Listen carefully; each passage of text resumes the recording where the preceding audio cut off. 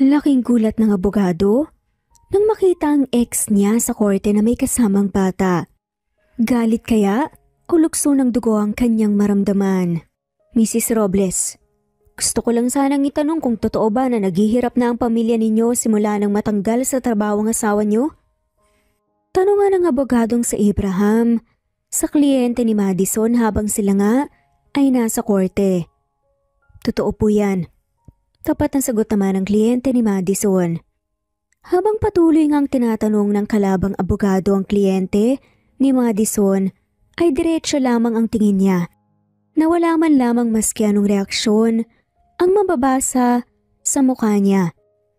Kahit na sa kaloob-looban niya ay hindi pa rin siya makapaniwala na muli silang nagkaharap ng kanyang dating asawa kung saan sa korte pa nga yun nangyari. Mrs. Robles, sa'yo na rin mismo nang galing na naghihirap na kayo, kaya hindi malabo na sinadya ng asawa ninyo na magpasagasa para mabigyan ng pera at yun ay modus ng asawa mo, tama ba? Sa tanong na ngayon ni Abraham ay nabaling sa kanya ang namimilog ng mga mata ni Madison. Objection, Your Honor.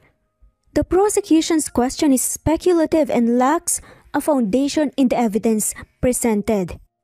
Ito ay isang pagtatangkang makakuha ng nakakasamang patotoo.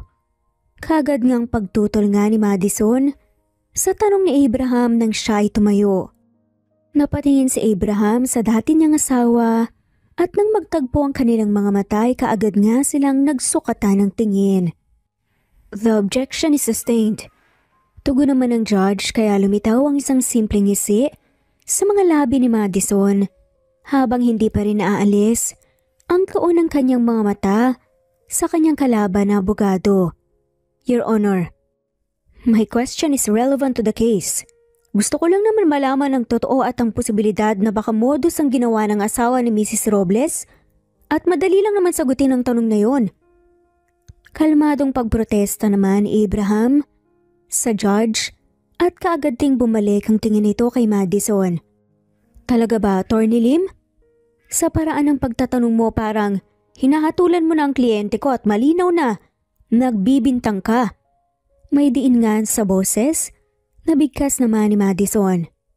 Attorney Diaz, lawyer ka rin. Pareho lang naman tayong gustong depensahan ng mga kliyente natin, hindi ba? Katwiran naman ni Abraham. Naningkit naman ang mga mata ni Madison. Huwag mo akong igaya sa'yo. Kasi ako pinagtatanggol ko yung mga tao na alam kong biktima at hindi kayang depensahan ng mga sarili nila dahil sa mga mayayamang dinadaan lang sa pera at koneksyon ng lahat. Matapang na saad nga nito. Bakas nga sa boses at mga mata ni Madison na tila ba may laman ang bawat salitang sinabi nito.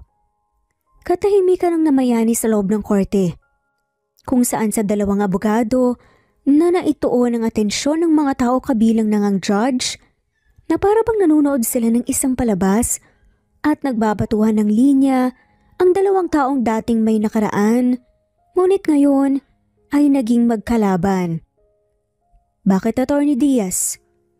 Malibang ipagtanggol ko ang kliyente ko bilang isang abogado, isa pa, hindi naman nakabatay sa estado ng buhay ng isang tao ang hustisya, hindi ba? Hindi lahat ng mayayaman ay laging may kasalanan at hindi lahat ng mahihirap na pinagtatanggol mo ang mga tunay na biktima. At alam kong alam mo yan, Attorney Diaz. Naikuyom na nga lamang ni Madison ang mga kamao dahil nga sa kanyang mga narinig. Hindi niya akalain na katapat niyang muli ang lalaking minsan na nga niyang pinakasalan at ngayon na nga magkatapat sila bilang mga abogadong magkaiba ng pinagtatanggol at pinaglalaban. Tila ba hindi na kaya pang kontrolin ni Madison ang kanyang sarili dahil nga sa inis na kanyang nararamdaman. Siguro nga may punto ka, Attorney Lim. Pero hindi mo pa rin maiaalis ang possibility na karamihan sa mga mayayaman na pinagtatanggol mo ang siyang tunay na may kasalanan dahil sila ang may pera at kayang-kaya nilang baluktutin ang hustisya. Giit naman ni Madison na tila ba ayaw patalo. Order in the court! Biglang pagawat na nga lamang ng judge. Kaya hindi na natuloy pa ang balak na pagsagot ni Abraham nang akbang ibubuka na nga nito ang bibig para nga muling salungatin ang bawat sinasabi ni Madison. Mas maigi siguro kung magpapalamig na muna kayo ng mga ulo. Attorney Abraham Lim and Attorney Madison Diaz. Saka na lang natin ituloy ang hearing kapag pareho na kayong malamig at kaya nyo nang isantabi ang personal ninyong mga issues. Hearing adjourned. Namatawi nga ang ingay na nagmula sa pagpukpok nga ng martilyo ng judge para nga tapusin muna ang hearing na yon. Bumuntong hininga na nga lamang si Madison at inis na umalis nga ng korte. Tagli naman ding umalis si Abraham para sundan ng dating asawa. Sandali Madison, sinasadya mo ba to? Yan nga ang unang naging tanong ni Abraham sa dating asawa nang sinundan nga niya ito at naging dahilan. Para nga mapahinto si Madison at unti-unting hinarap si Abraham. Ibang klase ka rin no? Talagang yan pa talaga ang una mong itatanong sa akin. Wala man lang, ni hi ni ho? Oo, hindi naman kaya kumusta ka na? Sa tagal nating hindi nagkita, alam mo nang nag-expect pa rin ako na kukumustahin mo ako. Kahit pa paano dahil may pinagsamahan pa rin naman tayo, di ba? Pero sana hindi na ako nag-expect pa sa'yo kasi wala ka namang pakialam sa akin. At talagang yun ang una mong itatanong sa akin na kung sinadya ko bang mangyari to? Ibang klase ka talaga. Abraham, wala ka talagang pinagbago. I'm sorry. Sadyang hindi lang kasi talaga ako makapaniwala na magiging magkalaban tayo sa korte. Ang totoo niyan, gusto naman talaga kitang kamustahin. Saad pa nga ng lalaki. Huwag ka nang magpanggap pa Abraham. Inis na singhal naman ni Madison bago ito muling nag-walk out. Naiwan namang napabuntong hininga na nga lamang si Abraham nang hindi na nga niya sinundan pa si Madison. Hindi na nga tuluyang naalis. Ang inis kay Madison hanggang sa makauwi nga ito sa kanyang bahay. Hindi kasi mawala sa isip niya kung paano sila napagsabihan kanina ng judge lalo pat alam nga ng judge na naging magkarelasyon nga sila. Nakakaloka yan Madison Piruin mo, sa tagal niyong hindi nagkita dahil lumayo ka para isilang at talagaan yung kambal mong anak. Tapos pagbalik mo bilang abogada, si Abraham pa talaga ang ex-husband mo ang magiging kalaban mo sa kaso. Hindi makapaniwalang reaksyon naman ng ate ni Madison nang tabihan nga siya nito sa sofa. Dala ang merienda na siyang inilapag nga nito sa lamisita. Ang ate ni Madison ay ang kasama niya sa bahay at kasama niya rin sa pag-aalaga sa kambal niyang anak. Grabe nga maglaro ang tadhana Sa dami ng abogadong pwede kong makalaban, si Abraham pa talaga. At ang nakakainis pa talagang pinanindigan niya yung baluktot niyang prinsipyo.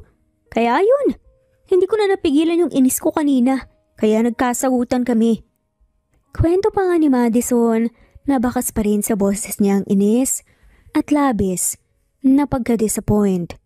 Alam mo heto, uminom ka na lang muna ng juice. Tama talaga yung sinabi ng judge na magpalamig muna kayo ng ulo. Inabot nga ng kapatid ni Madison ang baso ng juice sa kanya.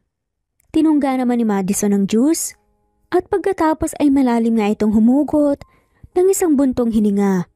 Wow, ang lalim nun Pabirong pauna pa nga na ate ni Madison.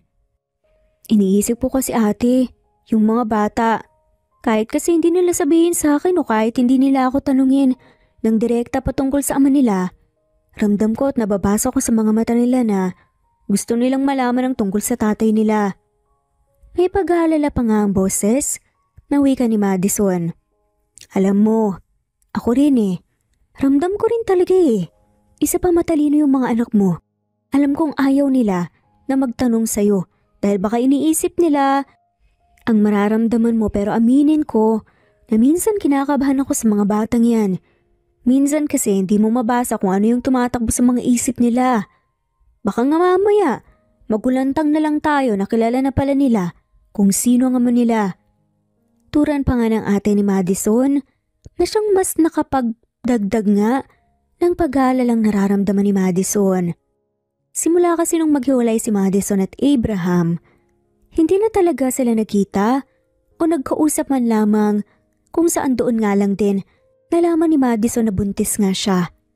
At dahil sa hiwalay na sila ni Abraham, siniguro na nga lamang niya na hindi na magtatagpo pa ang mga landas nila at hindi na nga rin niya ipinaalam ang tungkol sa pagbubuntis niya at nagpakalayo-layo na. Ngunit matapos nga ang ilang taon, napagpapahinga niya sa kanyang propesyon, ay naisipan niyang bumalik bilang abogada para ituloy ang layunin na ipagtanggol ang mga mahihirap na makamit ang hustisya. Teka nga, matanong lang kita Madison, paano pala kapag nalaman ni Abraham na nagkaanak pala kayo tapos biglang subukan niyang makipagbalikan sa'yo para buuin ang pamilya niyo? Papayag ka ba? Maya-maya pa ay biglang mausisang tanungan ng ate ni Madison sa kanya. Sandali namang napaisip si Madison bago ito sumagot. Hindi na ako aasa ate, kasi malinaw naman na wala siyang pakialam sa akin eh. Hindi nga siya nagtaka kung bakit bigla na lamang akong nawala at tumigil sa pagiging abogada ng ilang taon, hindi ba? Kung totoong may pakialam siya sa akin, malamang nalaman niyang nagkaroon pala kami ng anak. Pero hindi, kasi abala siya sa pagiging abogado, dala-dala ang prinsipyo niyang ipagtanggol ang mayayaman. Kaya malamang sa malamang, kahit malaman pa niyang nagkaroon kami ng anak, malabong mangyari yung sinabi mo na makikipagbalikan siya sa akin para mabuo ang pamilya namin. Isa pa, ayoko namang bumalik sa relasyon namin noon na magkaiba kami ng paniniwala at paninindigan. May diin sa mga salitang tugon naman ni Madison bago niya nilagok at inubos ang juice na hawak niya. Samantala hindi na nga nakaimik pa ang ate niya na siyang bahagyang napatango na nga lamang na tila basang ayon ito sa mga sinabi ng kanyang kapatid. Oo nga pala ate, ako na pala ang susundo sa mga bata. Biglang tumayo nga si Madison at inilapag nga ang wala ng lamang baso sa lamesita ng sala. Sigurado ka ba? Pwede namang magpahinga ka na lang muna dito sa bahay at ako nang bahalang sumundo sa kanila. Pagpresenta naman ng ate ni Madison, nang tumayo na nga rin ito. Ako na ate, bala ko rin kasing mamili bago kami umuwi eh. Sabi naman ni Madison at nagtungo na nga ito sa labas ng bahay kung saan nakasunod sa kanyang ate. Sakto namang paglabas si Madison ng gate ay bumungad sa kanyang kliyente niyang si Mrs. Robles. Mrs. Robles? Reaksyon nga ni Madison na tila ba hindi niya inaasahan ang pagpunta nito. Madison, mas maigi siguro kung papasukin mo muna si Mrs. Robles sa loob at doon na lang kayo mag-usap tapos ako na ang bahalang sumundo sa mga bata. Sabat naman ng ate ni Madison. Sige ate, salamat. Ani nga ni Madison nang ibigay niya ang susi ng kotse niya sa kanyang ate at niyaya nga na pumasok sa loob si Mrs. Robles. Pasensya na po attorney. Sa biglaang pagpunta ko po dito. Unang sinambit nga ni Mrs. Robles pagdating ni Madison dala ang merienda na inihanda nga nito. Ayos lang po Mrs. Robles. Ani naman ni Madison nang maupo nga siya sa single sofa. Siya nga pala, pasensya na po pala kayo sa nangyari kanina Mrs. Robles ha. Paghingi nga ng paumanihin, may Madison patungkol sa nangyari sa korte kung saan naputol ang hearing. Attorney Madison, hindi naman sa pinagdududahan ko ang kakayahan mo bilang abogado. Pero may laban po ba talaga tayo? May pag-asa po kayang manalo tayo sa kaso? Mahinahon ang boses na tanong pa ni Mrs. Robles. Napalunok naman si Madison sa itinanong ng kanyang kliyente. At unang nanumbalik sa kanyang isipan ang nangyaring sagutan nila kanina ni Abraham.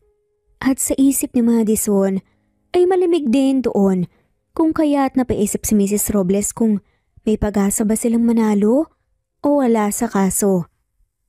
Gusto ko lang po sanang malaman kung may pag-asa po ba tayo sa kaso kahit na katiting lang.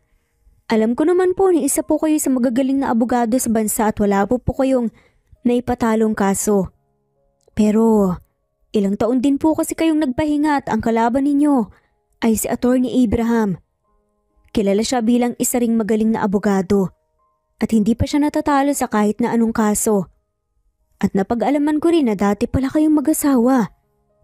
Hindi sa nangihimasok ako sa personal ninyong buhay pero sigurado po ba kayong handa kayong hawakan ng kasong to?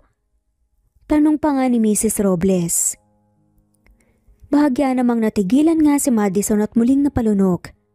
Kalmado man ang pagkakasabi na yun ni Mrs. Robles sa kanya, nagkaroon pa rin yun ng epekto sa kaloob-looban niya. Mrs. Robles, alam ko pong nabawasan po ang tiwala ninyo sa akin dahil sa nangyari kanina sa korte at dahil sa nalaman yung past namin ni Attorney Lim. Pero wag po sana kayong mawawala ng pag-asa. Siguro nga, magaling siyang abogado.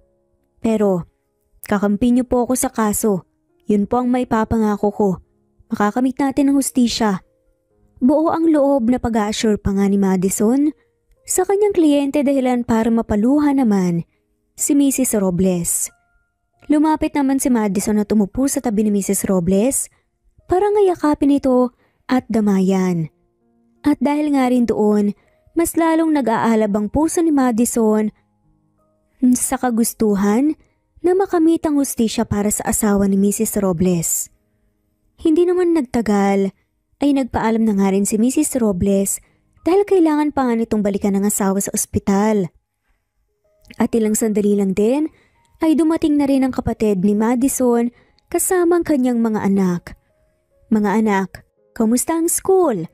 Kaagad nga sa lubong ni Madison sa kambal na anak na may malawak na ngiti sa kanyang mga labi na tila ba napawi na kung ano man ang mga negatibong nararamdaman niya kanina. Nang makita niyang mga anak ay tila nawala na nga. Okay naman po, Mami. Mama, kamusta naman po ang hearing niyo po? Napanagot po ba ninyo yung bad person na nanakit po sa asawa po ni Mrs. Robles? Biglang usisa naman ang batang si Alice. Sandaling nagkatinginan naman sila Madison at ang kanyang ate. Ngayon hindi pa anak kasi may susunod pang hearing. Pero huwag kayong mag-alala kasi darating din yung araw na mananagot din yung taong nanakit sa asawa ni Mrs. Robles. Sagot naman ni Madison sa kanyang anak. Mama, siya nga po pala, narinig lang po namin kanina sa school na pinag-uusapan po ng mga teachers at mga nanay yung tungkol po sa kaso na hawak nyo.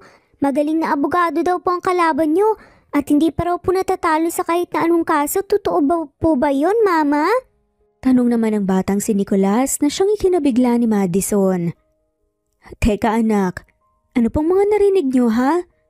Kinakabahang usisa pa nga ni Madison na may pag-aalala dahil nga sa kaba na baka alam na nga rin ng mga batang tungkol kay Abraham. Ang sabi po nila, maliit daw po ang tsansa po na manalo po kayo, pero wag po kayong mag-alala, Mama, dahil hindi po kami naniniwala sa kanila. Alam po namin na mas magaling ka pa po dun sa kalaban ninyo at mananalo po kayo. May mga pinag-usapan pa po sila pero hindi na po namin narinig dahil dumating na po si Tita Mila para sunduin po kami. Sabad naman ng batang si Alice. Bahagya namang nakahinga ng maluwag si Madison dahil yun lamang ang nalaman at narinig ng mga bata at wala ng iba pa. Buong akala niya ay nalaman na nga rin ng mga tuwang tungkol sa relasyon nila noon ni Abraham. Tama yan anak, wag na wag kayong maniniwala sa mga sinasabi nila dahil hindi ko naman hahayaan na matalo ako sa kaso no. Kapag nangyari yun, kawawa si Mrs. Robles at ang asawa niya. Kaya hindi kami magtatalo sa laban na yun. Sa bad person na kalaban ko. Confident pa nga ang boses na sabi naman ni Madison sa kanyang mga anak na siyang ikinatuwa naman ng mga to. Samantala sa isang bar, naroon naman si Abraham kasama ang kanyang kaibigan habang nagsha-shot. Grabe naman talaga kayong paglaruan ng tadhana, no?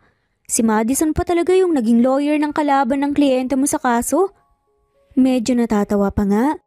Nakomento ng kaibigan ni Abraham na si Brent na bakas din sa tono na hindi ito makapaniwala sa nangyari sa kanyang kaibigan. Yun na nga Nung una nga akala ko sinadya niyang kalabanin ako. Pero nung tinanong ko siya halata mong hindi niya rin ina-expect na akong magiging kalaban niya.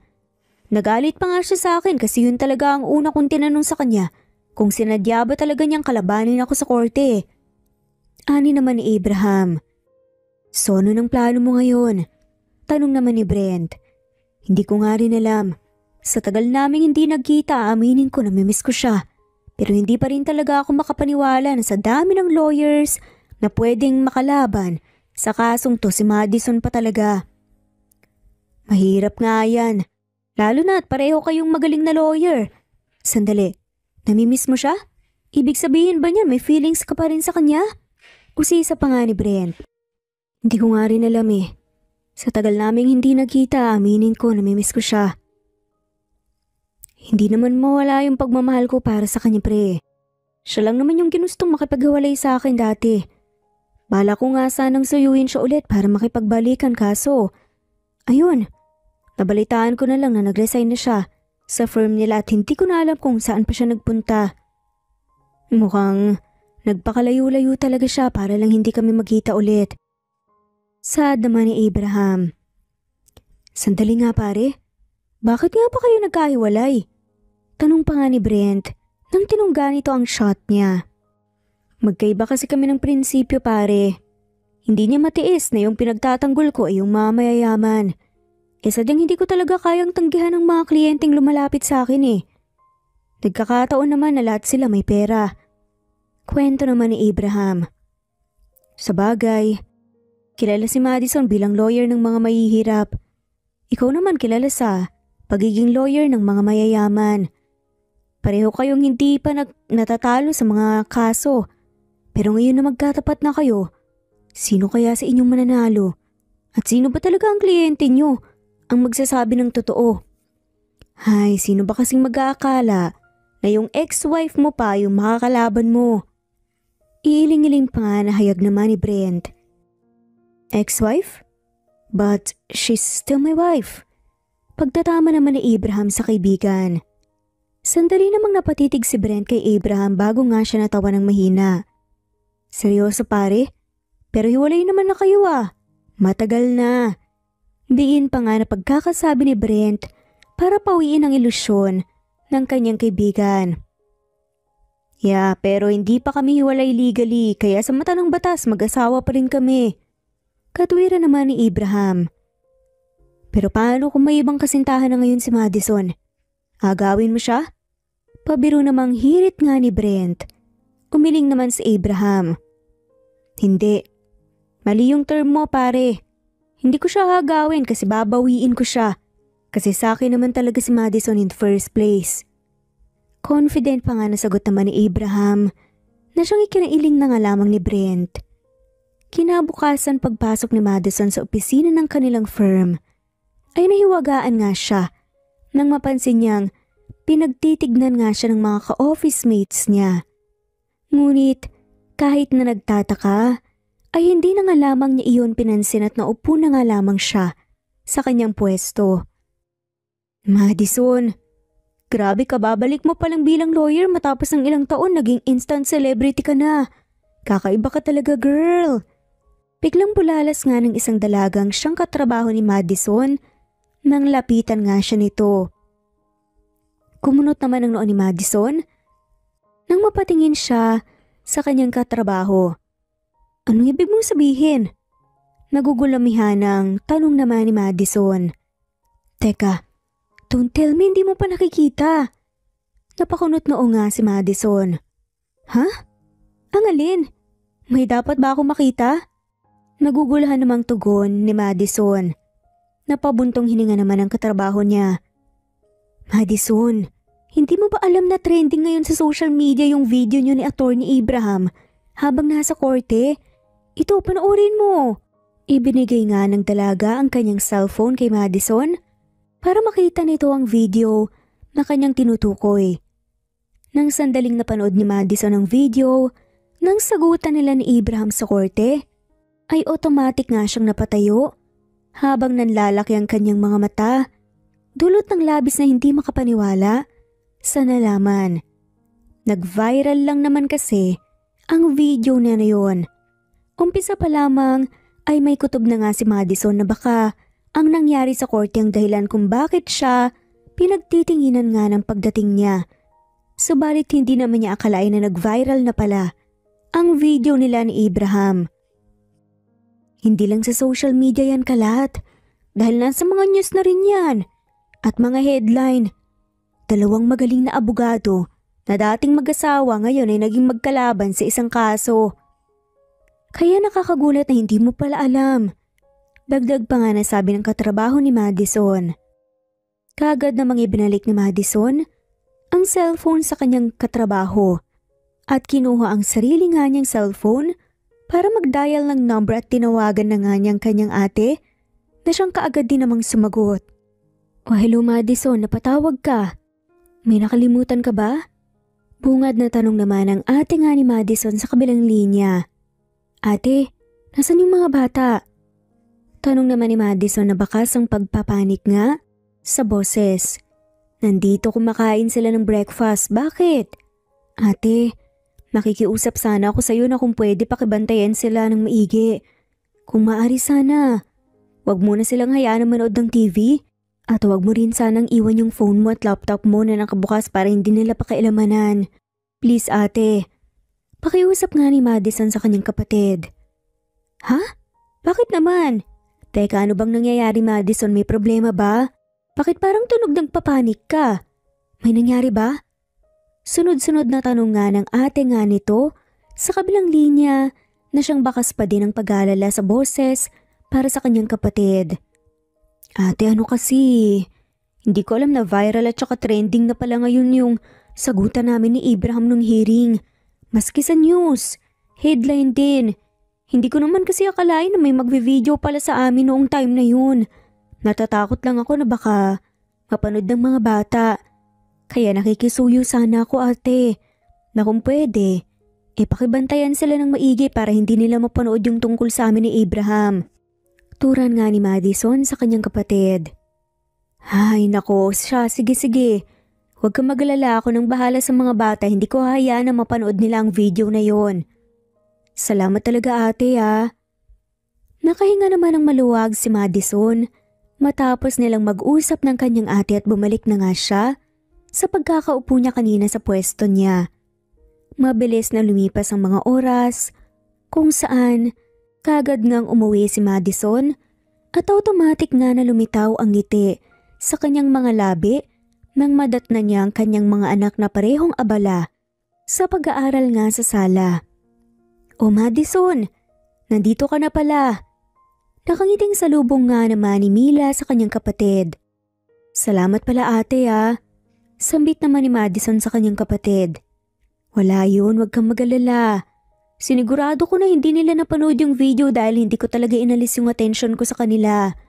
Nga pala, ikaw na munang bahala sa kanila. Ginagawa na pila nila yung mga assignment nila para wala na raw silang gagawin pagkatapos kumain. Magluluto lang ako ng hapunan natin." Tumango naman si Madison bilang tugon niya sa kanyang kapatid. "Mga anak, kailangan niyo ba ng tulong sa mga assignment niyo?" Masiglang bali nga ni Madison sa mga bata. "Mama, dumating na po pala kayo." Reaksyon naman ng kambal nang makita nga nila ang kanilang ina na noon lamang nila napansin. Tumayo nga ang mga batang sina Alice at Nicolas para yakapin ang kanilang ina. "Kamusta kayo mga anak? Hindi naman ba kayo nagpasaway sa tita Mila niyo habang wala ako ha?" Pagkumusta naman ni Madison sa kanyang mga anak. Hindi po mama, behave po kami pareho ni Alice at naging mabait po kami kay Tita Mila. Kumain lang po kami at nagkwentuhan po saka naglaro po dahil ayaw pong manood ni Tita Mila ng TV. Mama, ikaw po ba kamusta po ang work nyo? Sada tusisa naman nila Nicolas at Alice. Ayos lang naman. Medyo masakit lang ang ulo ni Mama dahil bukod sa marami akong iniisip, pinag-aralan ko rin yung kasong hawak ko ngayon. Pero ngayon na nakita ko na kayo, automatic na wala yung pagod ko. Nakangiting sagot naman ni Madison sa kanyang mga anak. Mama, wag po kayong mag-alala. Ipinag-pre-pray po namin ni Alice na sana po manalo po kayo sa kaso para makuha na po ni Mrs. Robles ang hustisya. Nakakaawa po kasi siya at saka nagtitiwala rin po kami sa inyo dahil magaling ka po, Mama. Usal naman ng batang si Nicolas na siyang ikinatunga naman ni Madison. Napakaswerte ko talaga at nagkaroon ako ng mga anak na katulad nyo. Huwag din kayong mag-alala kasi pagbubutihin ko rin na manalo kasi Kailangan eh. Kailangan naming mapanagot yung taong nanakit sa asawa ni Mrs. Robles, okay? O sige na. Tapusin niyo na yung mga assignment niyo at tutulungan ko lang si Tita Mila niyo sa paghahanda ng hapunan natin, okay? Ipinagpatuloy na nga ng mga bata ang paggawa ng kanilang assignment habang si Madison naman ay tinutulungan nga ang kanyang ate sa pagluluto kung saan maya't maya rin niyang sinisilip-silip ang mga bata para i-check. At makalipas nga lang ang ilang sandali, matapos nilang magluto, ay inihanda na nga nila ang mesa ng mga pagkain.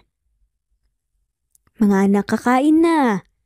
Tawag nga ni Madison sa mga bata dahil doon ay excited na tumakbo para lumapit at umupo sa pagkainan ng dalawang bata na siyang umupo sa tapat ng isa't isa. Alice, siya nga pala. Layuan mo na yung echo na yun ha. Biglang pagkausap naman ng batang si Nicolas sa kapatid nitong si Alice habang inihintay nila na may handa ngang lahat ng pagkain. Kuya, hanggang ngayon pa rin ba naniniwala ka pa rin kay Kim na sinaktan siya ni Eko? Sagot naman ng batang si Alice. Bakit hindi? Mukhang nagsasabi naman ng totoo si Kim na sinaktan siya at itinulak ni Eko ng malakas. Kaya nagkaroon siya ng sugat. Tugon naman ng batang si Nicolas sa kanyang kapatid. Kuya, bakit ka ba ganyan? Bakit mas pinaniniwalaan mo si Kim kaysa kay Eko? Alam mo naman sigurong sitwasyon ni Eko sa pamilya niya, di ba? Isa pa, mabait si Eko at naniniwala ako na hindi niya itutulak si Kim. Git naman ng batang si Alice. Ay ikaw, bakit mas pinaniniwalaan mo yung Eko na yun? Nag-aalala lang naman ako na baka sa susunod ay ikaw naman ang saktan niya na sana ay hindi mangyari. Kaya hanggat maaga pa iwasan mo na yung si Eko, please Alice, para naman hindi na mag-alala pa si Mama. Kuya, hindi nga masamang tao si Eko kahit na mahirap lang ang pamilya nila. Alam kong hindi niya kayang manakit ng tao. Patuloy na gate naman ng batang si Alice. Bakit naman gagawin ni Kim ang magsinungaling? Yun nga kuya eh, pareho tayong wala sa pinangyarihan. Kaya hindi natin alam kung sino ba talaga sa kanilang dalawang nagsasabi ng totoo. Ano naman ang ibig mong sabihin dyan? Kuya, alam naman natin noon pa na mabait si Nicolas. Pero Alice, hindi naman basehan yan para paniwalaan. Kagad si Eko. Humugot naman ang isang malalim na buntong hininga si Alice. Bago ito muling nagsalita. Kuya, nakalimutan mo na ba ang pangarap ni Kim na maging artista dahil magaling siyang umarte?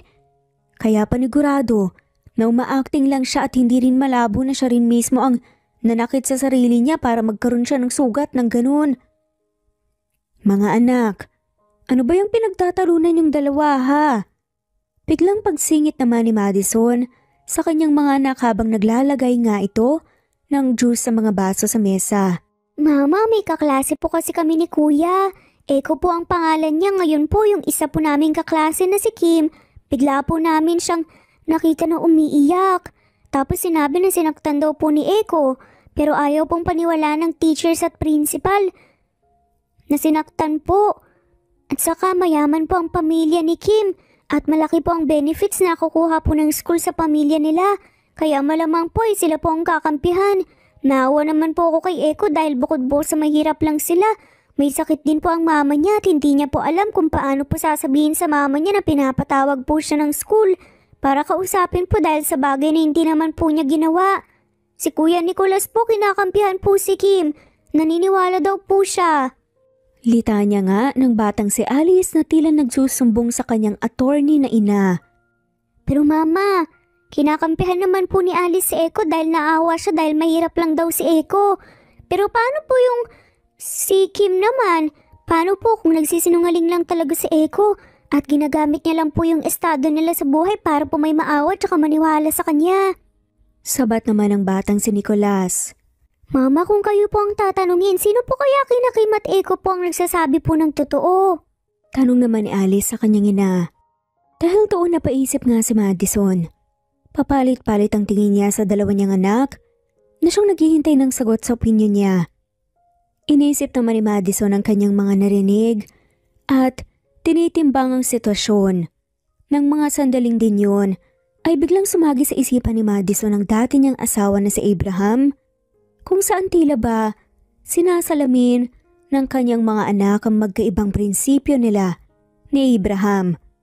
Bahagyang napatitig naman si Madison sa anak niyang si Nicholas dahil batid niya ang malaking pagkakahalintulad nga nito sa ama nito at si Alice naman katulad ni Madison.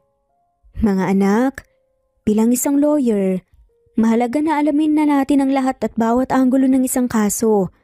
Ngayon, base sa mga sinabi niyo, pareho naman kayong may punto.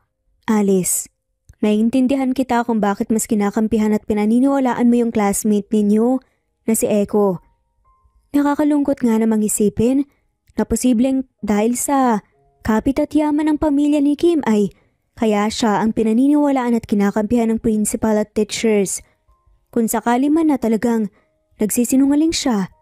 Pero tama rin naman ang kuya Nicholas mo na hindi naman talaga dapat basehan ang estado ng buhay kung sino ang paniniwalaan mo. At ikaw naman Nicholas, naiintindihan ko rin naman ang pinupunto mo. Pero hindi mo rin pwedeng baliwalain yung katotohanan na posibilidad na pwedeng dahil sa magaling umakting si Kim at dahil mayaman ang pamilya niya kaya naisip niyang gumawa ng isang bagay na alam niyang siyang paniniwalaan at kakampihan at ikasisira naman ng isang taong kinaayawan niya. Mahinahong paglalahad nga ni Madison ng kanyang opinyon sa kanyang mga anak. Naiintindihan ko po, Mama. Alam ko naman po na masang-ayon po kayo kay Alice katulad na lang po ng mga sinabi niyo po sa kalaban niyo pong lawyer sa korte. Sa kaso po na hinahawakan niyo ngayon. Sad naman ang batang si Nicholas na siyang parehong itinabigla nga ni Mila at Madison. Ano yun anak? Anong sabi mo?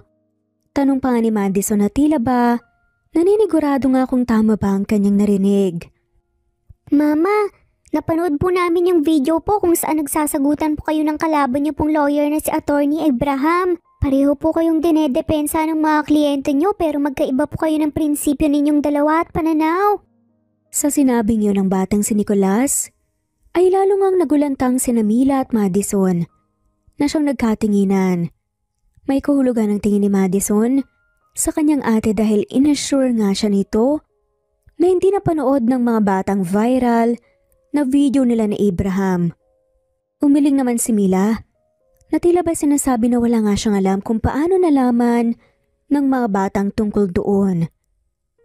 Sandali, saan niyo ba napanood yung video na sinasabi niyo? Utal na tanong pa nga ni Madison sa kanyang mga anak. Sa laptop niyo po, Mommy. Nung nagpunta po kami ni Alice kanina po sa kwarto niyo po para po kunin yung naiwan pong stuffed toys ni Alice, nakita po namin nakabukas po yung laptop niyo. Manunood lang po sana kami ng mga pambatang palabas eh. Pero bumungad po na sa social media po yung video mo, Mama. Pasensya na po kung pinakailaman po namin yung gamit mo, Mama. Napabuntong hininga naman si Madison at napahilot sa kanyang sentido. Sige na, mga anak, kumain na kayo para makapagpahinga na rin kayo. May pasok pa kayo bukas. Tanging nasabi na nga lamang nito sa mga bata at nagsimula na nga silang kumain. Kinabukasan maagang ang nagising si Madison para paghandaan ng almusal ang mga anak niya, kung saan nagising na rin ang kanyang ate na si Mila at tinulungan siya. Pasensya ka na nga pala Madison na.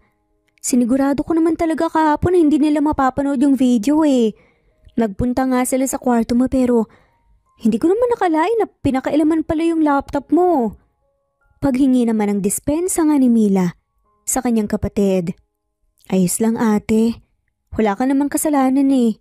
Kasalanan ko naman kasi iniwan ko yung nakabukas yung laptop ko isa pa. Wala naman na tayong magagawa dahil napanood na nila. Pero kinakabahan nga ako eh. Kasi hindi man lamang sila nagtanong ng tungkol sa amin ni Abraham. Inisip ko nga, baka nga may idea na sila na si Abraham talaga ang tatay nila. Pero hindi lang pala nila sinasabi sa akin dahil hinihintay lang nila na ako mismo magsabi sa kanila. Napabuntong hininga naman si Madison sa isipan niya.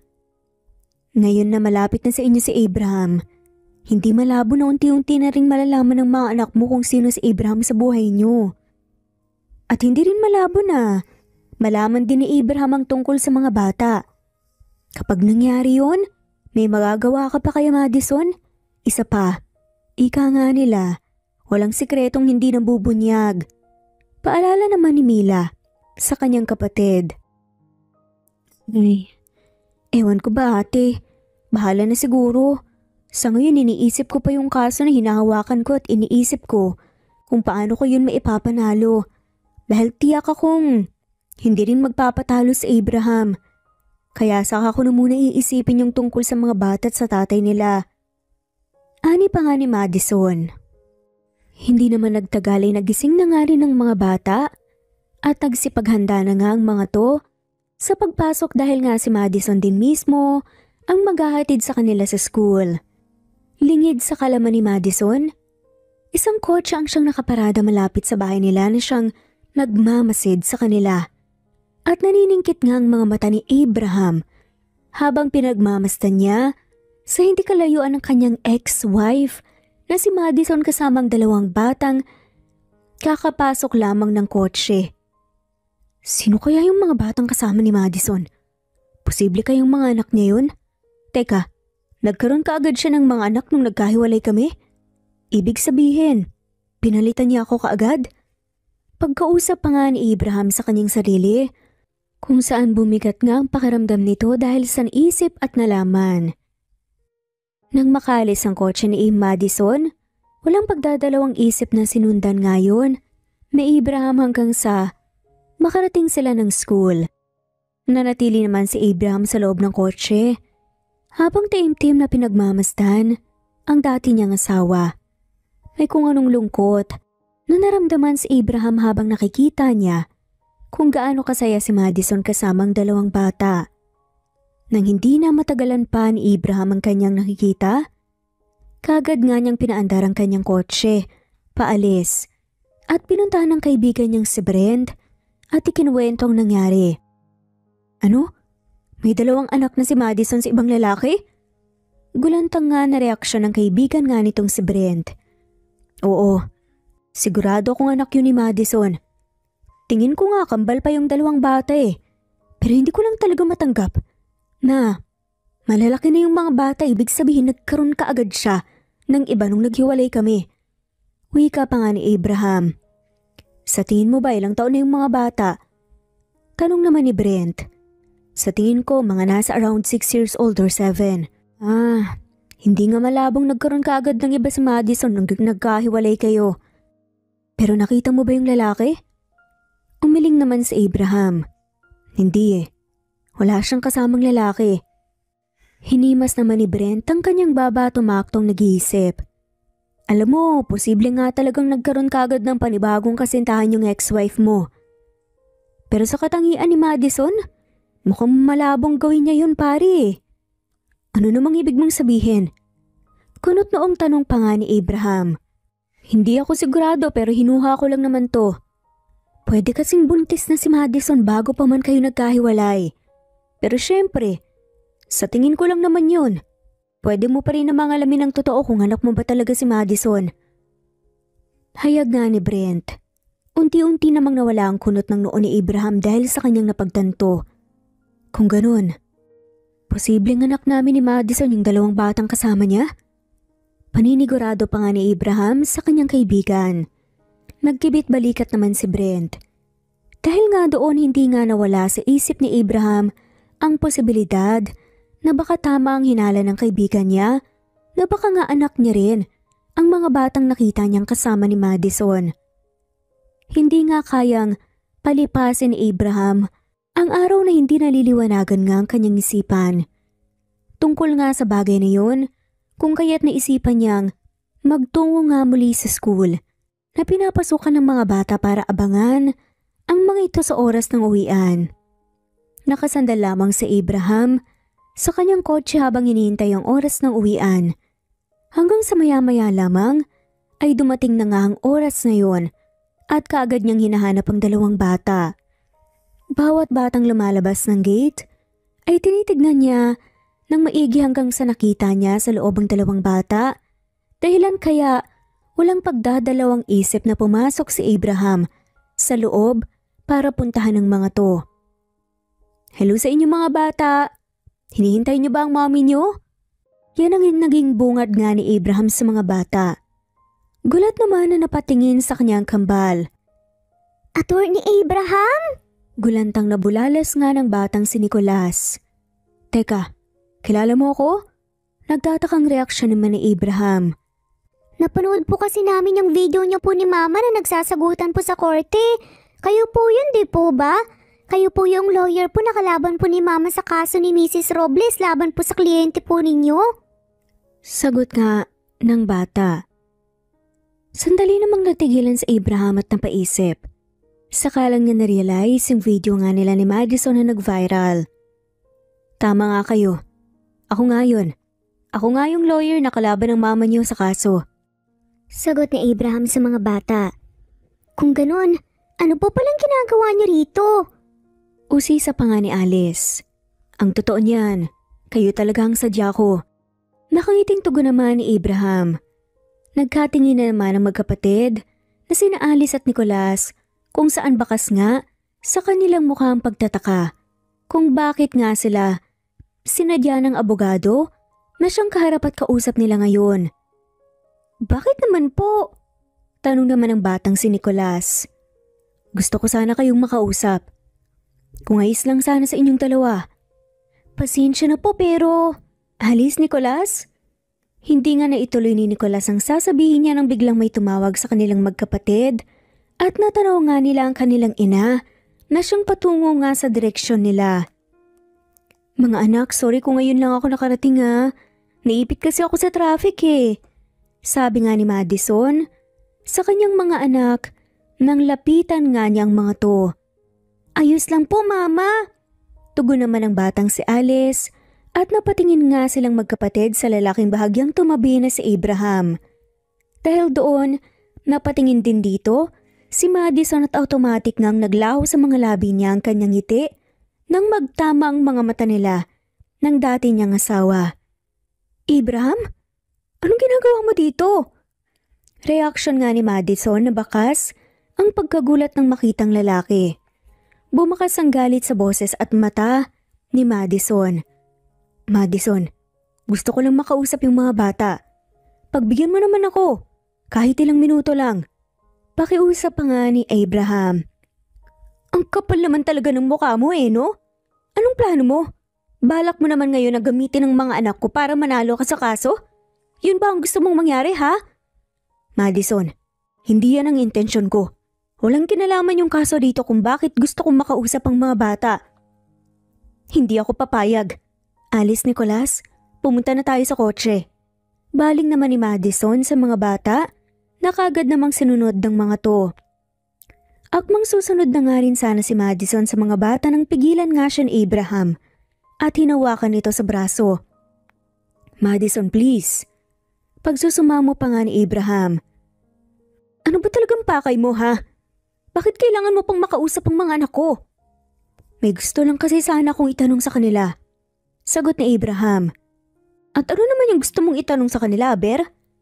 Para mag-effort ka pa talaga na alamin ang tungkol sa kanila at puntahan pa sila rito? May diin ng boses na tanong ni Madison.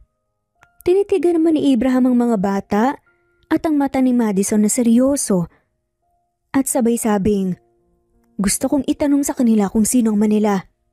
Direktang sagot nga ni Abraham na siyang nagpaawang nga ng labi ni Madison. Kung ayaw mong makausap ko sila, ikaw na lang ang tatanungin ko. Ako ba ang ama ni Alice at Nicolas?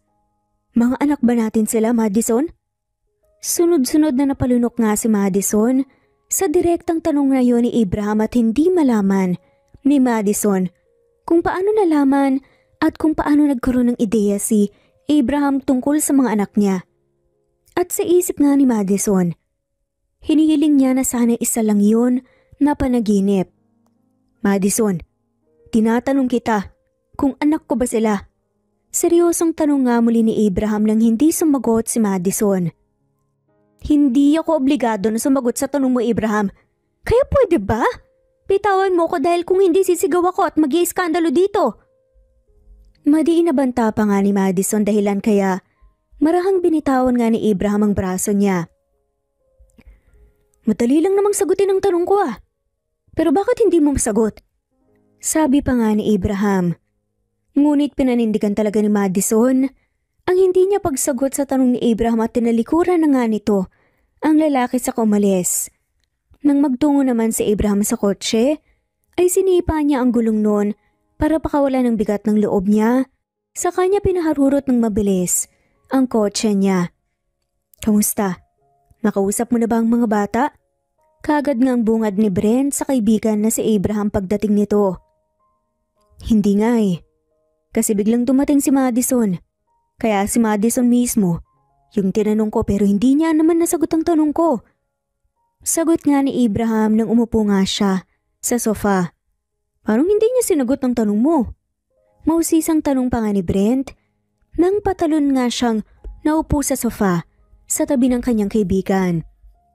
Tinanong ko siya mismo kung ako ba nga man ng mga bata pero hindi niya man lang talaga ako sinagot hanggang sa umalis na lang siya kasama yung mga bata.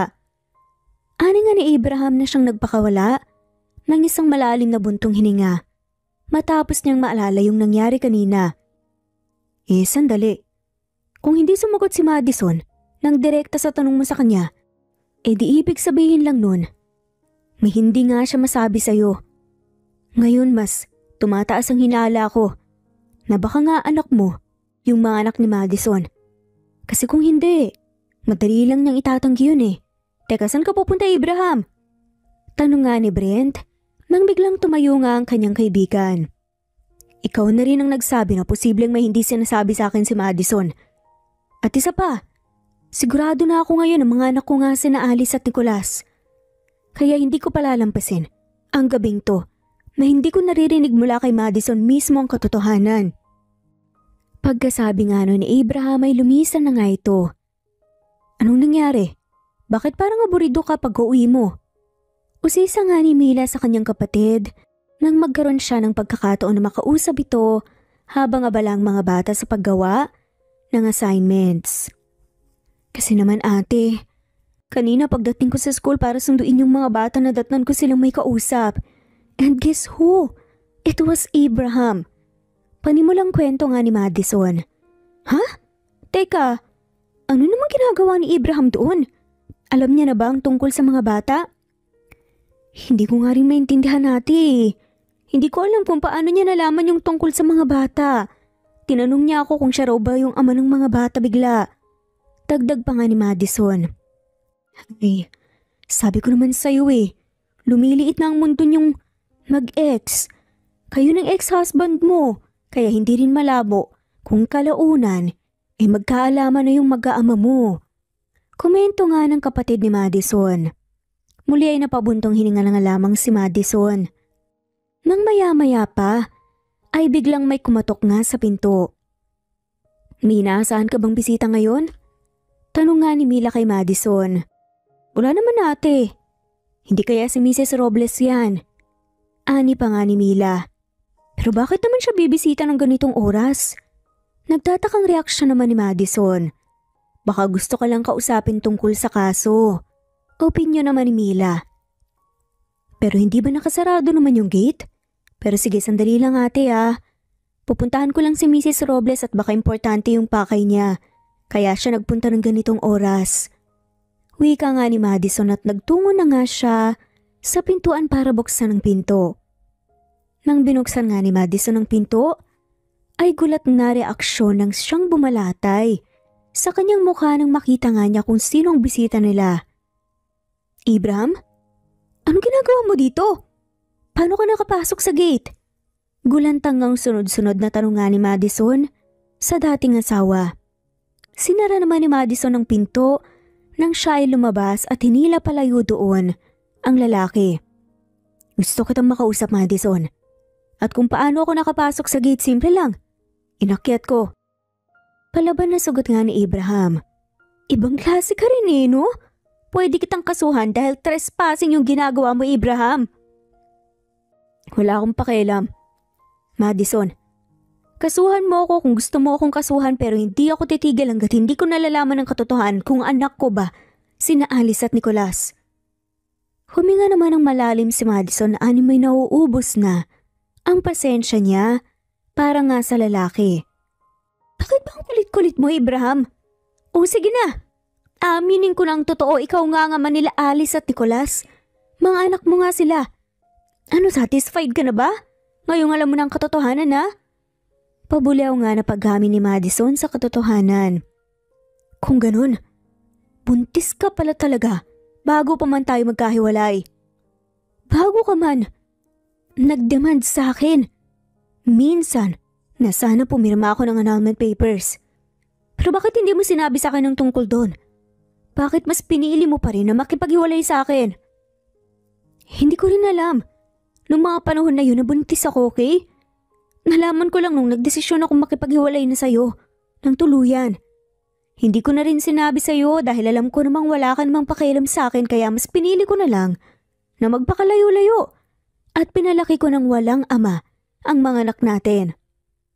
Sandali nga silang nabalot ng katahimikan at unti-unti namang lumitaw ang ngiti sa mga labi ni Abraham na siyang hindi nakatakas sa mga mata ni Madison. At ano namang nginingiti-ngiti mo dyan? Mataray na anas nga ni Madison sa lalaki. Masama bang ngumiti? Masaya ako eh. Tugon naman ni Abraham. Siguro naman ngayong alam mo ng katotohanan. Pwede ka nang umalis. Masungit na anas nga ni Madison.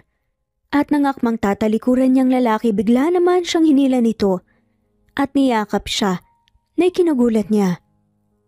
Madison, baka naman this time we can make our relationship work.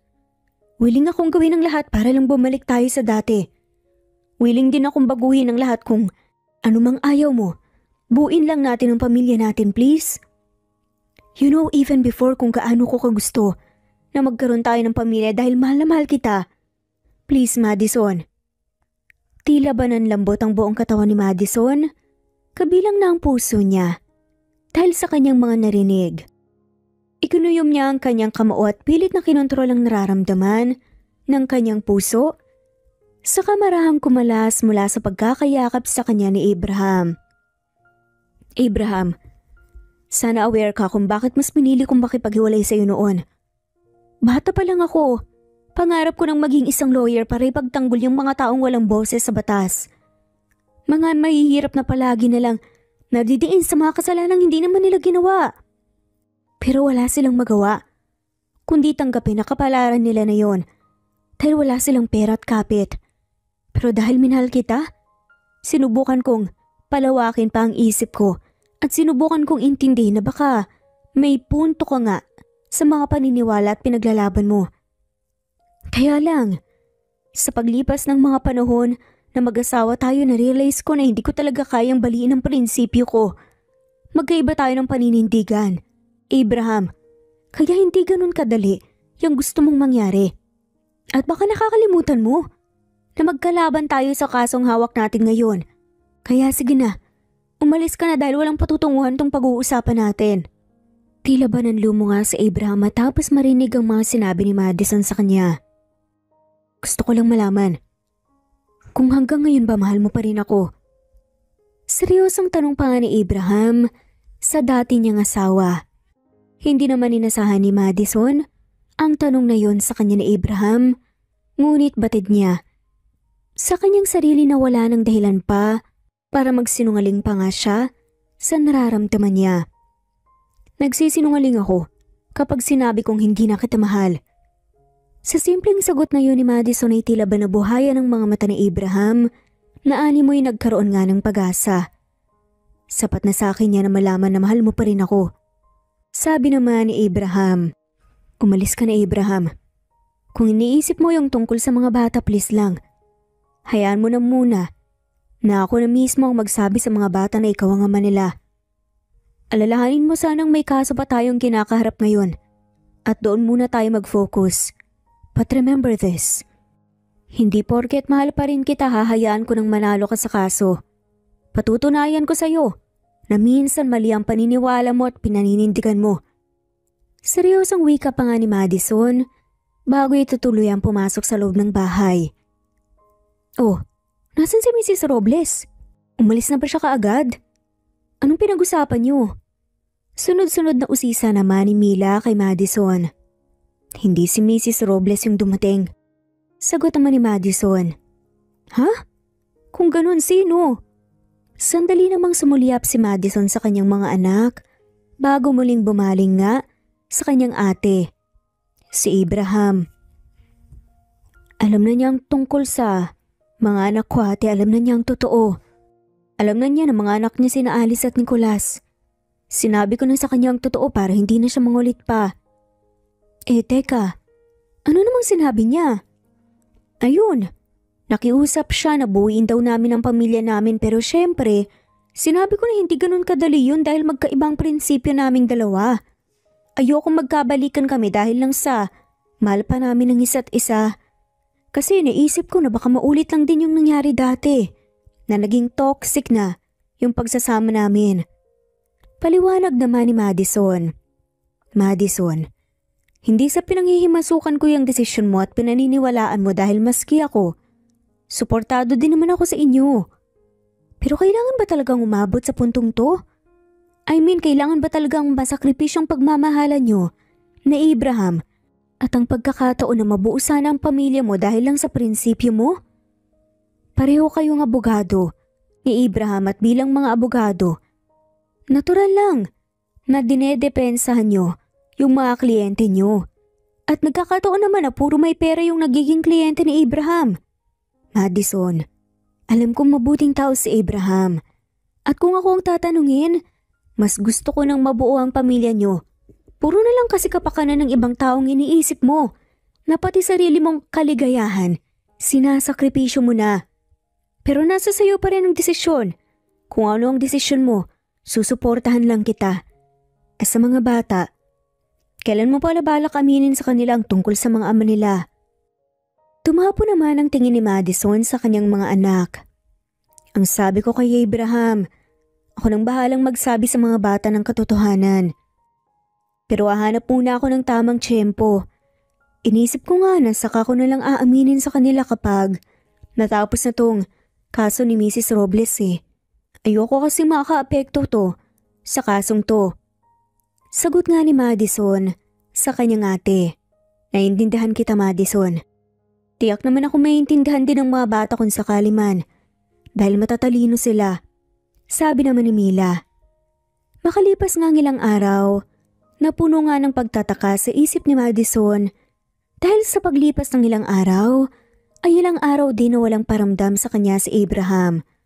Kung ano-ano na rin ang tumatakbo sa isipan niya dahil matapos lang malaman ni Abraham ang katotohanan ay literal na wala itong paramdam. Ayaw mang aminin ni Madison sa kanyang sarili ngunit may parte sa puso niya na tila ba namimiss niya ang dati niyang asawa. Ngunit wala naman siyang magawa dahil bukod sa wala naman siyang number ni Abraham, hindi niya rin ito pwedeng tawagan dahil ayaw nga niyang isipin ng lalaki na namimiss niya ito. Ipinilig-pilig nga ni Madison ang kanyang ulo at nag-focus na nga lamang sa kasalukuyan niyang ginagawa kung saan pinag-aaralan niya ng husto ang kasong hawak niya, lalo na at malapit na nga ang susunod na hearing kung saan muli nga silang maghaharap na Abraham sa korte.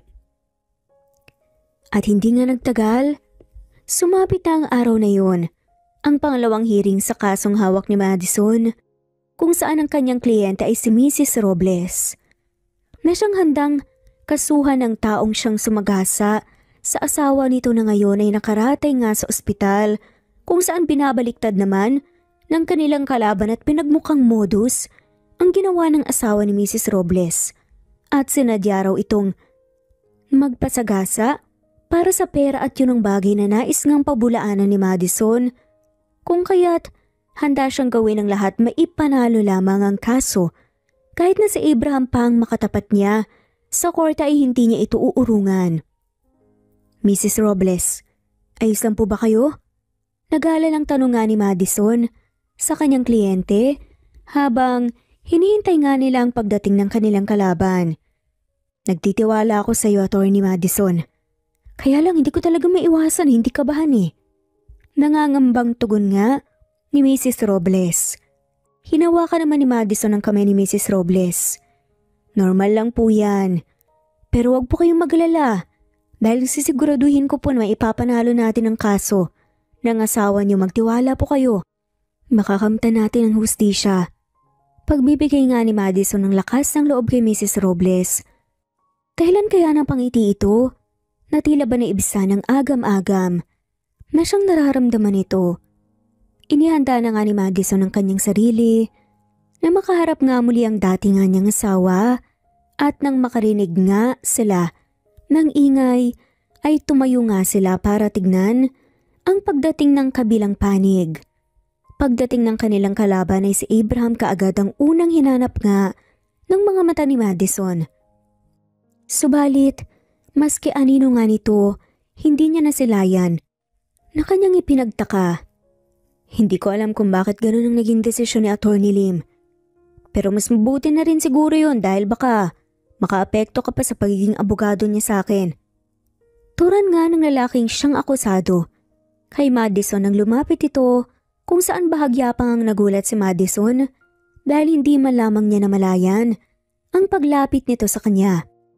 Ngunit ang tanging nakakuha ng lubos na atensyon ni Madison ay ang mga sinabi ng akusado sa kanya. Teka, anong ibig mong sabihin? Nahihiwagaan ngang tanong ni Madison sa akusado ngunit imbes na sumagot ang lalaking umisi lamang ito at ng mga sandaling yun ay isa pang lalaki ang siyang lumapit kay Madison na nagpakilalang bago, abogado ng akusado. Napaawang na nga lamang ang labi ni Madison nang unti-unti niyang napagtanto kung anong nangyayari. Samantala magkasama namang nag-aayos ng mga gamit sa bahay ang magkaibigan na sina Abraham at Brent. Teka Abraham, talagang ginawa mo yun? Bumitaw ka bilang abogado ng kliyente mo pero hindi ba? Malapit na kaibigan ng pamilya niyong pamilya nila? Naninigurado nga na tanong nga ni Brent sa kanyang kaibigan. Ano naman ngayon? Kung kaibigan ng pamilya namin ang pamilya nila. Which is yun lang naman talaga ang dahilan kung bakit tinanggap ko yung kaso. Nung una kahit ayoko. Isa pa, kung yun lang ang magiging sagabal para mabuo ang pamilya namin ni Madison, hindi ko pagsisisihan ang naging desisyon ko na bumitaw sa kaso. Bukod kasi sa alam kong malakas talaga ang laman ni na Madison sa kaso, gusto kong malaman niya na pareho lang kami ng prinsipyo at na misunderstood lang niya yun dahil puro high-end na tao yung mga nagiging kliyente ko. Pero patutunayan ko sa kanya na iisa lang ang layunin namin. Yun ay ang ipagtanggol ang mga taong naaapi at bigyan ng hustisya ang mga taong inaagrabyado. Sad pa nga ni Abraham. Di ikaw na ang best man in the world. Pero sigurado ka ba talaga na makikipagbalikan na sa'yo si Madison dahil lang sa bumitaw ka sa kaso? Grabe yung effort mo na. Iparenovate tong bahay ninyo at pagandahin ha. Komento pa nga ni Brent. Gagawin kong lahat. Mabuo lang ang pamilya namin. Saka, mahal pa rin naman ako ni Madison eh. At yun ang pag-asa na meron ako. At dito sa bahay na to, dito kami titira ni Madison kasama ang mga anak namin. Nakangiting wika nga naman ni Abraham. Nagpahinga muna sila. Nang sandali bago nga nila ipinagpatuloy ang pag-aayos ng mga gamit sa bahay. Matapos ang hearing ay tila ba lutang na umuwi nga ng bahay si Madison dahil sa lalim ng iniisip nito. Congrats Madison! Ibinalita sa akin ni Mrs. Robles na mas malaki ang laban nyo kanina sa hearing at malaki ang pag-asa nyo na manalo sa kaso sa final hearing ah. Masayang salubong nga ni Mila sa kanyang kapatid. Ngunit ang sayang reaksyon sa mukha niya napalitan ng pagtataka at napakunot ang noo niya nang mapansin niyang tila ba wala sa sarili ang kanyang kapatid na si Madison. Oh, bakit naman ganyan ang mukha mo? Para kang tulala at may malalim na iniisip pa. Hindi ba dapat masaya ka kasi malaki ang chance nyo na manalo sa kaso? Tanong pa nga ni Mila kay Madison. Inilapag ni Madison ang kanyang bag sa sofa at naupo roon habang hindi pa rin nawawala ang blankong ekspresyon sa kanyang mukha. May iniisip lang talaga ako ate. Paano ba naman kasi? Hindi ko akalain na magagawa ni Abraham yun. Hayag nga ni Madison. Ha? Ang alin? Teka, May ginawa ba sa'yo si Abraham ha? Dagli namang umiling si Madison. Hindi ko siya nakita ngayong araw kasi ibang abogado na yung nakaharap ko sa korte. Napagalaman kong bumitaw na siya bilang lawyer ng kabilang panig. At hindi ko alam kung tama ba yung pagkakaintindi ko pero sabi kasi nung akusado, dahil sa akin, kaya nagdesisyon ng ganun si Abraham. Salaysay nga ni Madison, nabakas pa rin sa tono nga ng kanyang boses na hindi siya makapaniwala. Oh, ano naman ngayon? Hindi ba dapat mas matuwa ka pa? Kasi ibig sabihin lang nun na-realize ni Abraham na may punto ka sa mga sinabi mo sa kanya. At tiyak akong willing talaga siyang gawin ang lahat. Magkabalikan lang kayo. Mabuo lang ang pamilya niyo. Komento naman ni Mila. Hindi lang kasi talaga ako makapaniwala ate. Pero aminin ko na masaya ako dahil hindi na kami magkalaban sa korte. Pero kasi hindi ko maintindihan kung bakit ilang araw na siyang hindi nagpaparamdam. Hindi ko alam kung anong trip ng taong yun. Honest pa nga ni Madison. Nang maalala nito ang biglang paglalaho nga ni Abraham. Asus! Ano yan ha? Namimiss mo si Abraham no? Panunokso naman ni Mila sa kanyang kapatid. Anong namimiss hindi no? Bakit ko naman siya mamimiss? Pagdadanay naman ni Madison na kanyang tinawanan na nga lamang. Maya-maya lang, umalis nga si Mila para nga sunduin ang mga bata sa school para naman makapagpahinga si Madison. At habang naglilinis nga si Madison, isang tunog ng doorbell ang siyang nakaagaw ng atensyon niya. Dali-dali naman siyang lumabas para puntahan ang bisita at tila ba nagningning ang kanyang mga mata nang masilayan niya na nga rin sa wakas si Abraham na siyang nakangiti sa harapan niya ngayon. Tss, mabuti naman at natuto ka ng mag-doorbell. Masungit pa nga nasa lubong ni Madison sa lalaki dahil ayaw niyang ipahalata na namimiss na nga niya ito lalo na nang maalala niya na ilang araw na nga din itong hindi nagparamdam sa kanya. Mahinang natawa na nga lamang si Abraham. Sorry nga pala kung ngayon lang ako nakadalaw. May nasikaso lang kasi ako nitong mga nagdaang araw. Tura naman ni Abraham. Siya nga pala. Bakit mo ginawa yun? Kagad ngang tanong ni Madison. Ang alin? Alam mo kung anong tinutukoy ko. Sandali namang napaisip si Abraham. Sa kanya lang napagtanto ang tinutukoy ni Madison. Yung tungkol sa pagbitiw ko bilang abogado ng kalaban niyo? Wala aminin ko. May parte na dahil sa'yo kaya ako bumitaw sa kaso. Pero ang totoo, umpisa pa lang hindi ko naman talaga gustong tanggapin yung kaso eh. Sadyang malapit lang silang kaibigan ng pamilya namin kaya napilitan lang ako.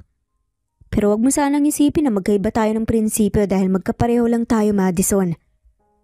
Sinasabi ko to kasi alam kong yun ang dahilan kung bakit nag-aalinlangan ka makipagbalikan sa akin. Pero maniwala ka man sa hindi. Alam ko kung ano ang tama o kung sino ba ang dapat kong panigan. Nagkataon lang na puro may pera yung mga nagiging kliyente ko at maniwala ka man sa hindi. Pinipili ko naman ang mga nagiging kliyente ko. Sinisigurado ko muna kung inosente ba sila o hindi bago ko tanggapin ang kaso. And by the way, kaya pala ako hindi nagparamdam ng ilang araw kasi abala ako sa pagpaparenovate ng bahay natin at pag-ayos ng mga gamit. Maayos na yung bahay ngayon. Kulang na lang yung paglipat natin. Yun ay kung willing kang buuin na ang pamilya natin. Lahat nga ni Abraham. Umawang naman ang bibig ni Madison. Hindi makapaniwala sa kanyang mga narinig. Seryoso ka ba dyan sa mga sinasabi mo, Abraham? Paninigurado pa nga niya. Madison, wala sana ako ngayon dito sa harapan mo kung hindi ako seryoso sa mga sinasabi ko.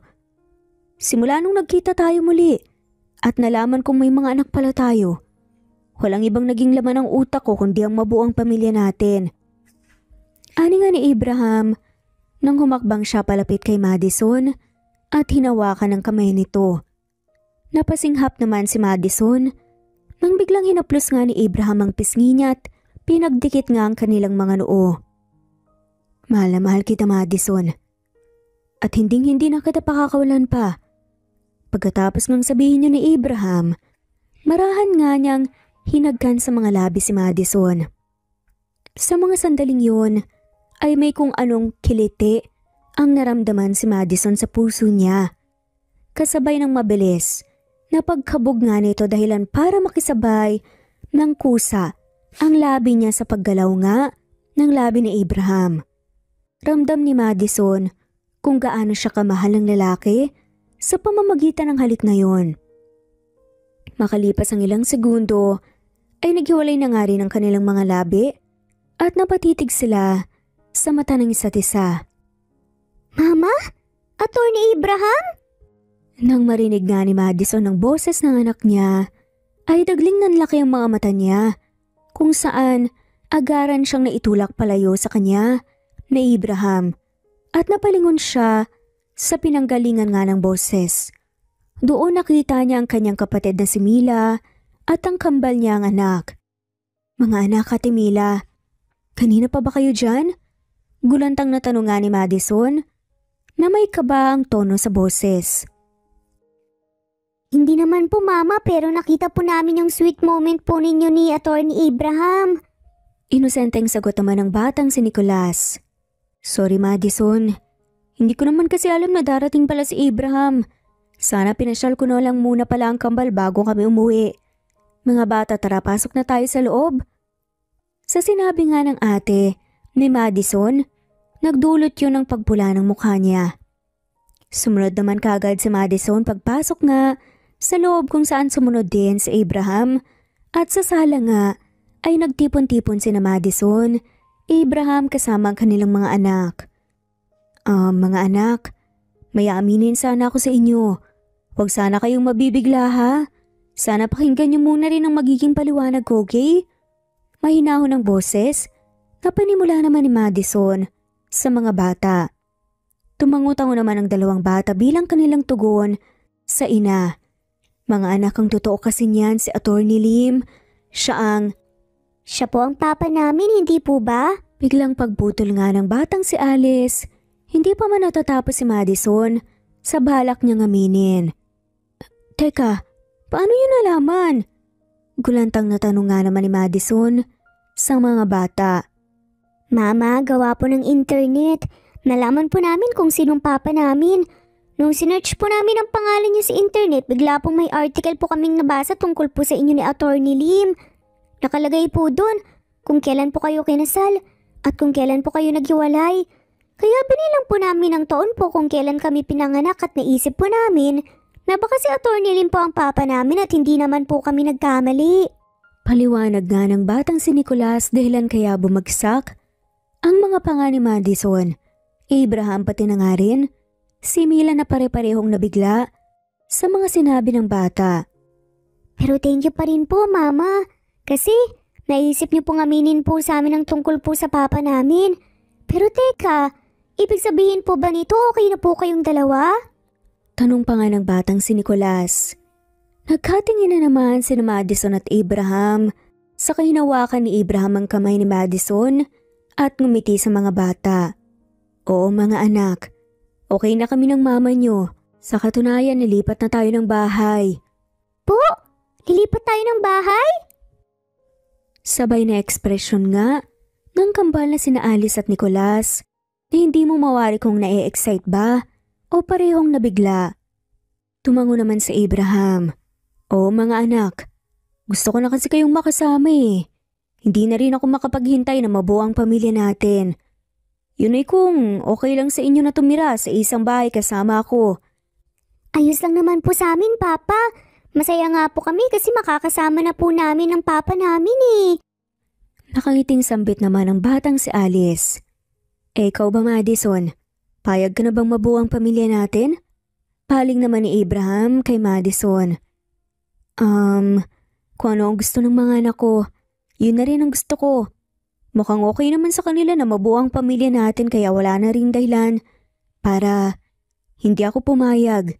Isa pa, ayoko namang ipagkait sa kanila ang isang buong pamilya. Sagot naman ni Madison.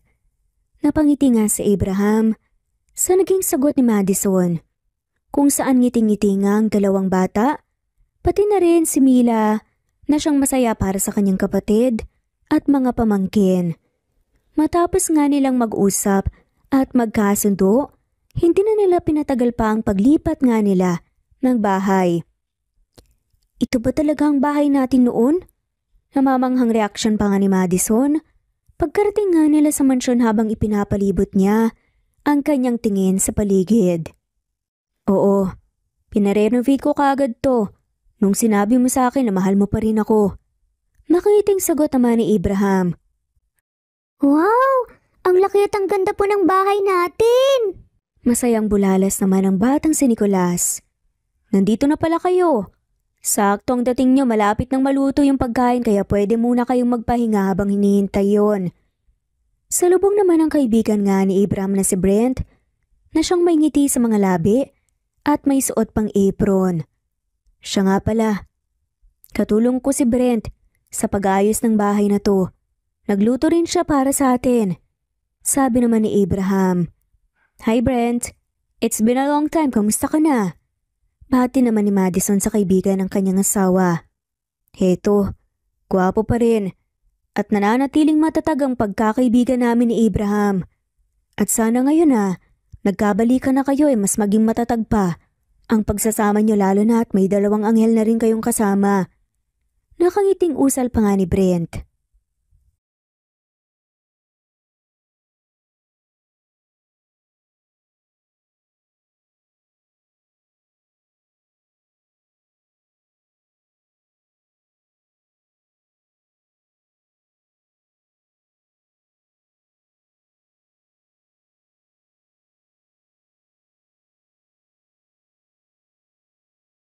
Mama, Papa, gusto ko po sanang ipakilala sa inyo si Eko, classmate po namin siya, ni Kuya Nicolas. Masayang ipinakilala nga ni Alice ang kanyang kaibigan na si Eko sa kanyang mga magulang.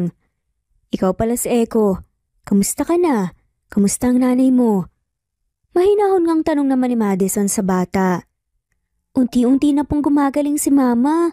Salamat po pala sa pagbabayad po ninyo ng bills po namin sa ospital. Napakabait niyo po. Wika naman ang batang si Eko na siyang ipinagtaka ni Madison dahil wala naman siyang maalala na may binayaran nga siya.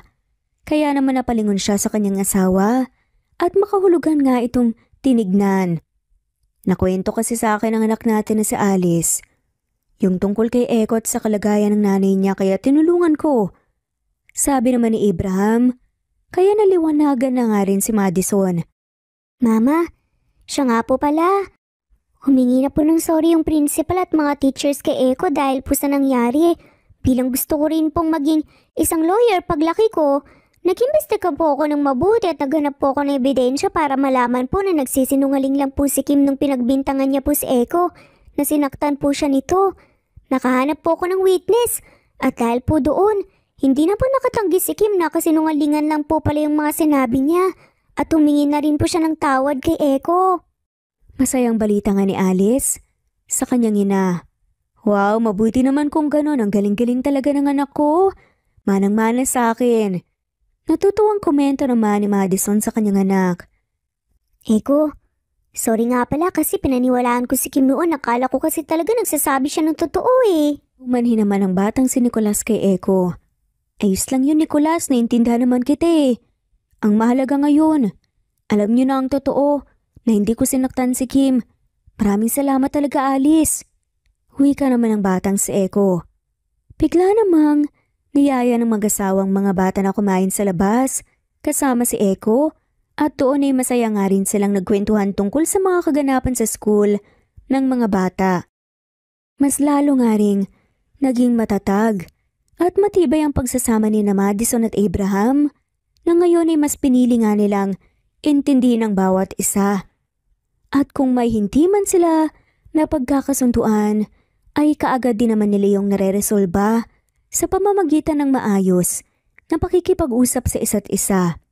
Kung minsan nga, mahalaga sa buhay ang merong paninindigan sa kanyang prinsipyo. Ngunit huwag din nating kalimutan na mahalaga pa rin na hindi balewalain ang tunay na pagmamahalan na siyang daan tungo sa tunay na kaligayahan.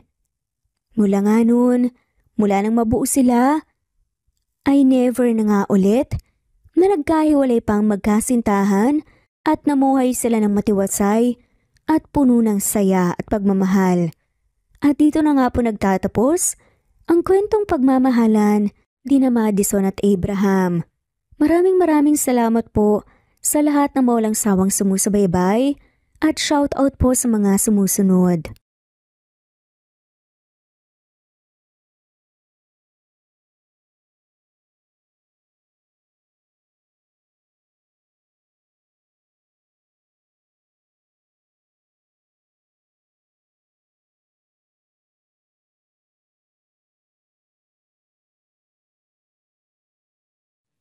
Not Green Fox, Carmelita Mendoza, Marilyn Babula, Berry, Liliano Bebe, Presbyteros Rose, Medel Talon, Jane, Lani Pardillo, Marlene Kayanan, Leonisa Azotes, D.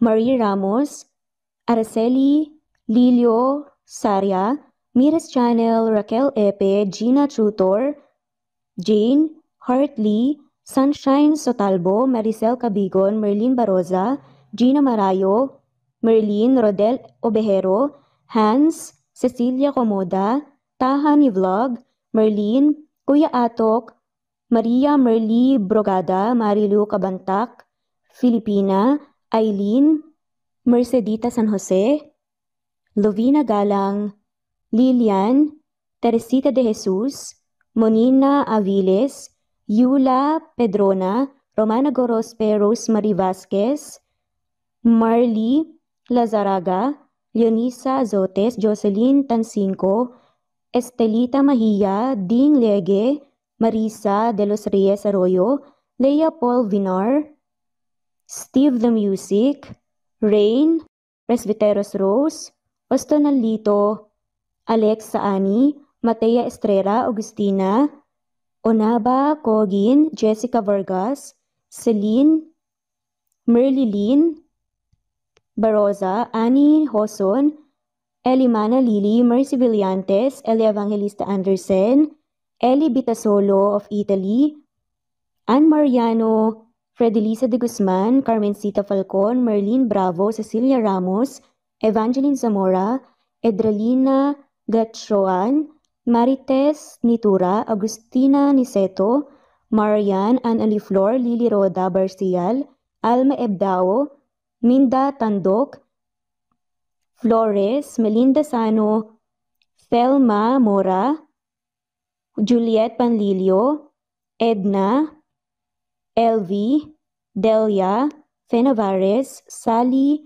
Lariano, London Villas, Danica Selga, Lani Pardillo, Teresita Schmid, Charlie, Nora Bell Evans, Roger, Lloyd Dasalon, Bella, Nelly Ortiz, Mary Rose Carillo Jesusa, Enday Samante, Enday Lebra, Yolanda Tejida, Honey Villasenor, Tessie, Marichan, Ann Mariano, Wilma Guzman, Gabrielio, Liu, Maria Rica Natividad, Melanie Juan, Anita Hernando, Teresita Arevalo, Raquel Magno, Carmencita Falcon, Flordet, Nat Green Fax, Luz Templo Nuevo, Teresita Schmid, Flor Cabrera, Virginia Salazar, Luz Templo Nuevo, Leia, Madeline Tagle, Wilma Villafuerte, Isaac Ablon,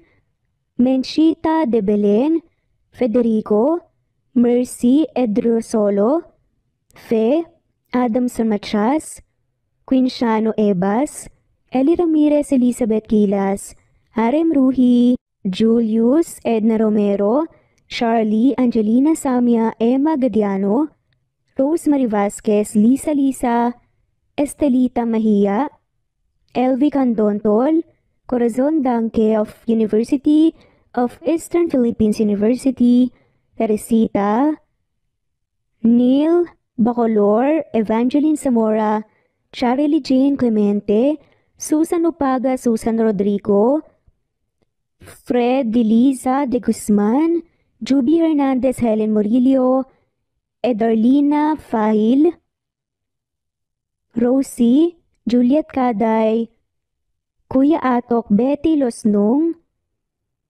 Crescen, Susana, Tessie, Rumbawa, Lovina Galang, Aida Jurado, Emily Kinlog, Mirna Hamero, Liz Berito, Gabrielio, Juan Spotify, Imelda Fortes of Columbus City, Larry Malapaya, Dens, Remy's Life Official, Ellie Evangelist Anderson, Choi Choi, Ri, Jasmine Baya, Jerowina Aquino, Emeguba, Marilyn Babula, Shane Villarmino, Beth Sardina, Gabriel, Nino Regidor, Mel Abrogar, Rosemary Vasquez at shoutout na rin po sa lahat ng mga walang sawang sumusubaybay. Maraming salamat po.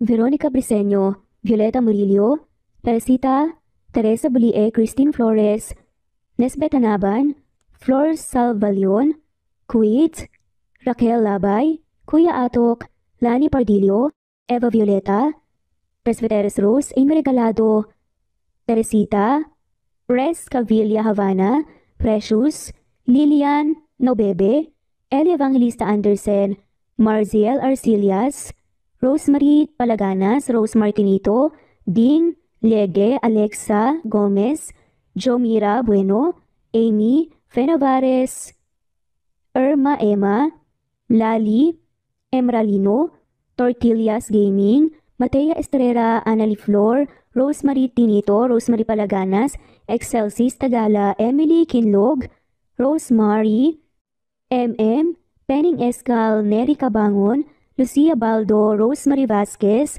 Londono Villas, Faye, Rosemary, Angelo, Vicky Adlaon, Mercy Villantes, Rezeline Unday, Allen, Ace, Nino Regidor, Jeyo Cadtec, Escapades Matilda, Irma Valerio, Agustina Aniceto, Cecilia Alvior, Naitan Canada, Lily Roda Barcial, Eli Ramirez, Doris Day Pangan, Lynn Lee of Macau, Reyes, Rebecca Tezuka, Noel Macero, Rizalina Credo, Mitchie Karch, Romel Carion, Juliet Panlilio, Lynn, Merlilyn Zenny Marion, Wenoni Anya Lucas from Bacolod City, Merlina Aparata, Annalyn Nantes, Flordette, Lorena Utod, Faye, Anita Hernando, Roach Ann Rodriguez, at shoutout na rin po sa lahat ng mga walang sawang sumusubaybay. Maraming salamat po.